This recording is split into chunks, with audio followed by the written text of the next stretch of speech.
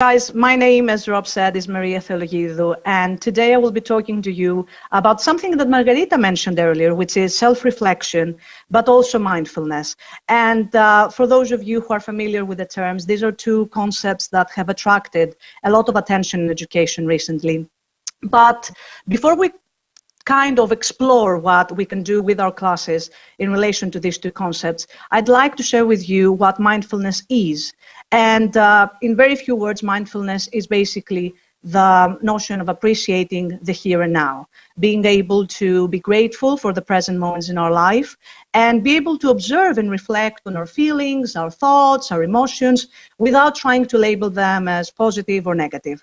And mindfulness is actually something that started in education from teachers, in the sense of focusing more on teachers' well-being, and this passed on as an idea to how we can basically promote more our learners' well-being, and then how we can help their parents deal with stress and other issues.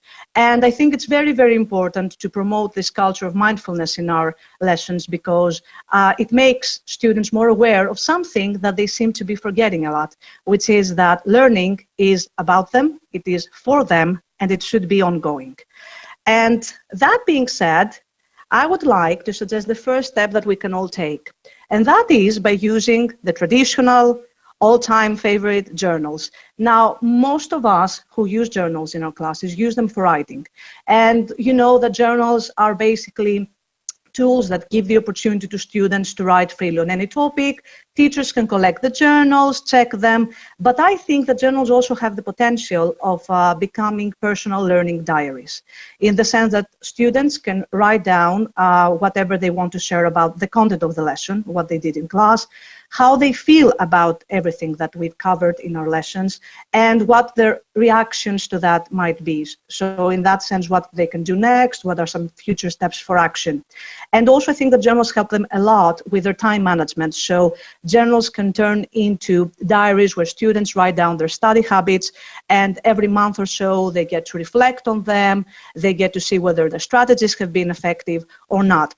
This whole idea brings into the spotlight this notion of taking time to appreciate what is happening to you, taking time to observe what is happening in the present moment. And that is because it's very important in learning to pause and reflect. Now, I think that when it comes to time, for us teachers, time is is most of the times important when it is related to how much time we have to cover what everything is on the lesson plan or the curriculum.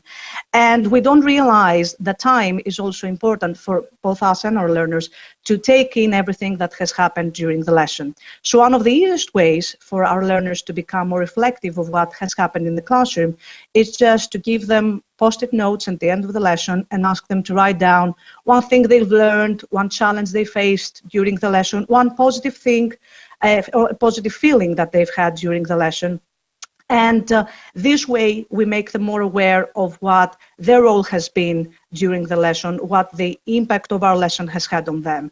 And I think that this is also a practice which can be used when we give them feedback. Now, this idea of the think and write box is something very simple. We can just hand draw a box at the end of a worksheet, at the end of an essay, and ask our students to tell us whether the feedback we've given them has been helpful, whether they are able to realize the mistakes they've made, and also ask us questions regarding any other issues that they feel they're struggling with, which we failed to mention, we did not fully cover in our feedback. This, I think, relates a lot to bringing the attention to the student and making our practices more student-centered. And having said that, I think it's very important to feature topics, but also feature activities that relate to students' hobbies and talents in class. Now, I suppose that all of us start our new year lessons, the beginning of the year lessons, by asking our students what they do in their free time. And I think that sometimes when students start sharing everything they do, this becomes a bit boring and predictable for them. So everybody plays basketball, other people play football, some of them play video games. I think that it's more important for them to share what they're good at rather than say what they're good at. And this can start by us bringing materials, of course, that relate to their hobbies and interests, but it can also make it, push the whole responsibility thing of preparing something to them. And students can actually prepare activities themselves. They can create their own presentations on their hobbies. They can create their own tutorials. They can create mini videos on, on tips and advice on how other students can become great at what they're already creating. And not only does this encourage this whole idea of motivation and makes them more engaged, but it also reminds them of something which is very, very important. Now, these presentations, these videos are not going to be perfect, and they shouldn't be perfect. And actually, we shouldn't heavily edit them, because I think the greatest struggle for both teachers and students is how they can deal with failure. Now, I know that this is an issue for all of us, and I know that saying that failure is not the end doesn't necessarily mean that failure doesn't feel like the end is true for both teachers and learners. But failure is going to happen, and actually, if we don't make mistakes, how can we progress? So instead of, treating failure as, an obstacle, something that has happened, I think it's more important if we actually invite our learners to meaningful dialogues around the lessons that they have learned through failure. And another activity that I like working on with them is the now what activity, which basically means that I tell my students that they have to imagine that the worst case scenario will take place. So we try to generate ideas, brainstorm ideas on what might actually happen if they fail. So this can range from rational ideas to extreme ideas, but I think it helps them realize that failure is just a part of the process, and actually the worst case scenario never takes place. It's just their own fear of failure that gets in the way.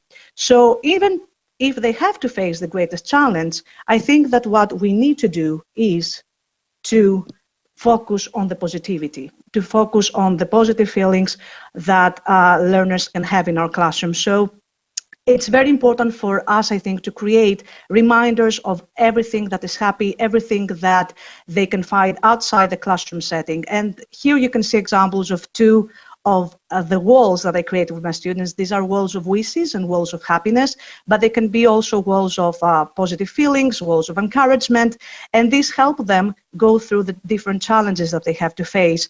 And it also reminds them that no matter how hard the challenge might be, there will always be good things in their lives and things that they are going to look forward to. Because even the greatest challenge can be overcome by careful planning. And planning in this case is goal setting, and careful to me is meaningful. Now, I've had lots and lots of students who have struggled, to visualize themselves 9 months from now and see what they will have accomplished by the end of the year. So instead of focusing on long-term goals, I think it's more important to focus on what they can do by the end of the week, what they can do by the end of the month, so that they can get a more tangible sense of their own progress. And of course, in Carol Dweck fashion, when we set goals, it's very important to encourage positive statements. And if our students need to say something negative about themselves, we know that they're more likely to say what they can't do rather than what they can do. It's really important to make sure that these statements are expressed as not yet statements. So I'm not able to write a whole paragraph yet, but I'm getting there. Now, the issue is, why does it matter? And I think it matters for one very simple reason. It matters because learning should be about joy, it should be about students, and it should last throughout their lifetime. And the reason I'm mentioning this is because we live in a world which is constantly changing. And in order for our learners to become more, I would say, more effective citizens of the future, we need to stop equipping them with skills, but focus on how we can instill them values, so that this practice of reflection can actually turn into a culture of reflection in which our students do not become passive recipients of content, but who actually engage in learning and they push learning and education forward. And with that being said, I'd like to thank you all so much for being here with us today.